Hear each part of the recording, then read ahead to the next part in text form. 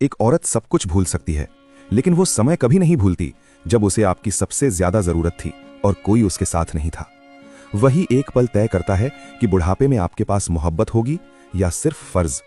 9 महीने, 270 दिन, हड्डियां चटकती हैं, पैर सूजते हैं और सांसें भारी होती हैं। ये कोई खुशखबरी नहीं, शरीर के भीतर चल रही एक जंग है। पर सुबह होते ही क्या बदलता है? कुछ नहीं। वही झाड़ू, वही बर्तन, वही रसोई का धुआं, काम खत्म नहीं होता। और जैसे ही वो बैठती है, कोई नया काम सामने आ जाता है। पर घर में कोई नहीं कहता, तू बैठ जा, आज हम कर लेंगे। और जो खुद इस रास्ते से गुजरी है, वो सास भी तमाशा देखती है, पर सहारा नहीं बनती। दर्द की वो आखिरी हद, मौत के दरवाजे पर दस्तक, पर उस चीख को सुनने वाला भी कोई नहीं। और जानते हो सबसे दुखद क्या है? उस पूरे सफर में भी वो अकेली होती है। बच्चा आ गया, खुशियां बट गईं, पर दर्द खत्म नहीं हुआ। चलना मुश्किल, बैठना मुश्किल, हर टांके की चुभन उसे याद दिला रही थी कि ये सफर अभी खत्म नहीं हुआ। असली मौत तो अब शुरू हुई है। घंटों की भूख के बाद जब पहले निवाले के लिए हाथ बढ़ाते ही बच्चे ने गंदगी कर दी।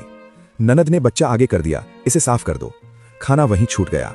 नींद की कमी और थकान के बाद जब सब्र टूटा और वो चीखी, तो मासूम ने पूछा, माँ, क्या तुम मुझसे प्यार नहीं करती? ये सवाल नहीं, एक माँ के कलेजे में उतरा हुआ खंजर है। ये शब्द कलेजे को चीर देते हैं, और जब उसका एहसास होता है, तभी पीछे से जहरीली आवाज आती है, मेरे पोते पर क्यों चिल्ला रही हो? इंसाफ करने सब आ जाते हैं, पर सहारा कोई नहीं बनता। उस दिन वो औरत किसी से उम्मीद करना छोड़ देती है। उसके अंदर कुछ टूटता नहीं है, बल्कि कुछ सख्त हो जाता है। समय का चक्का घूमता है, बच्चे उड़ जाते हैं अपनी दुनिया में, और अब वही घर है, वही सन्नाटा है। लेकिन अब वो औरत बिस्तर पर पड़ी है, कमजोर, बूढ़ी, बेबस। कोई आता है, दवा देता है, पानी देता है, पर रुकता नहीं।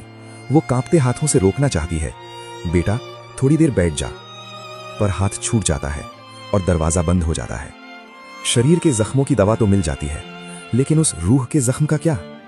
याद रखिएगा, रिश्तों की राख बचेगी या अपनापन, ये आपके आज के व्यवहार पर तय होता है।